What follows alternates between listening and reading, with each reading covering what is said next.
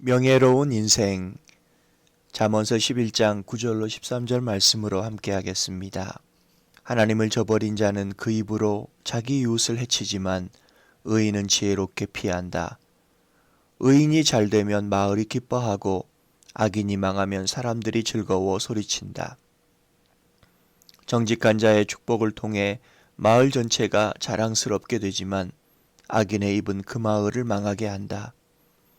지혜 없는 사람은 자기의 이웃을 비웃지만 슬기로운 자는 자기 혀에 재갈을 물린다.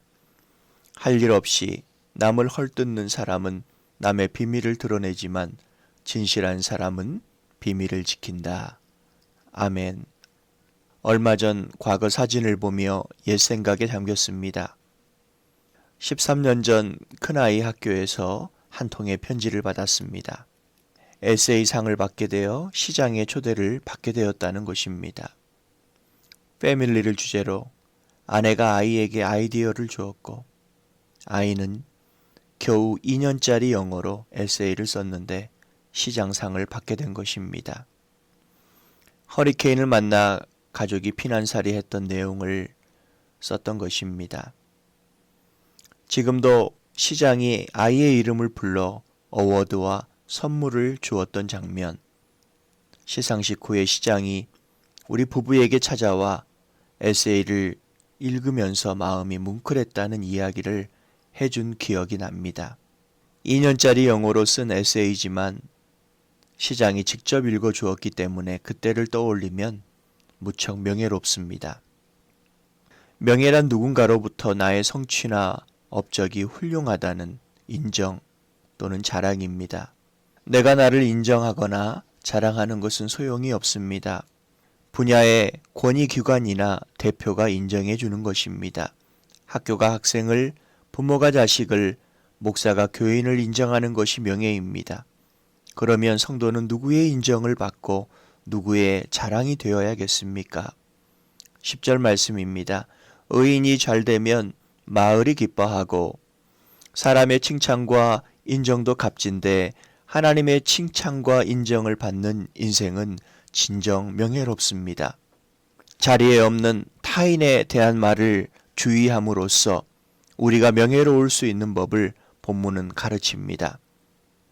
첫 번째는 말로 타인을 해하고 싶을 때 누구의 편을 들기보다 그런 상황과 무리를 지혜롭게 피하시기 바랍니다.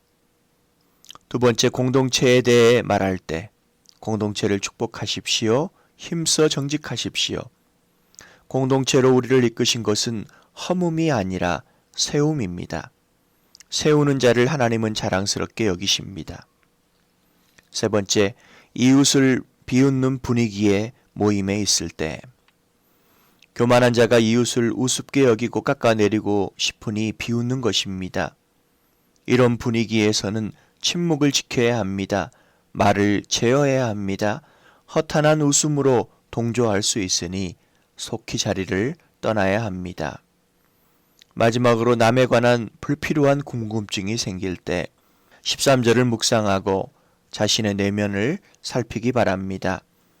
할 일 없이 남을 헐뜯는 사람은 남의 비밀을 드러내지만 진실한 사람은 비밀을 지킨다. 나는 의미 있는 일을 하고 있는가? 남에 대해 궁금한 이유가 무엇인가? 비밀이 있다고 생각하는가? 진실한 관심인가?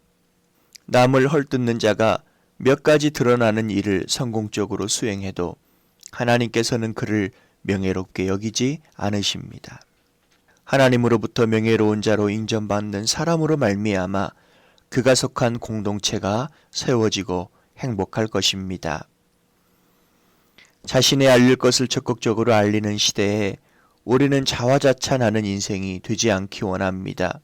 하나님의 눈에 두는 생활, 하나님의 가슴을 뛰게 하는 인격, 하나님의 마음을 뭉클하게 하는 공동체 빌더가 되게 하옵소서. 재물과 인기를 잃을지라도 명예로운 인생으로 남게 하옵소서. 예수님의 이름으로 기도드립니다. 아멘.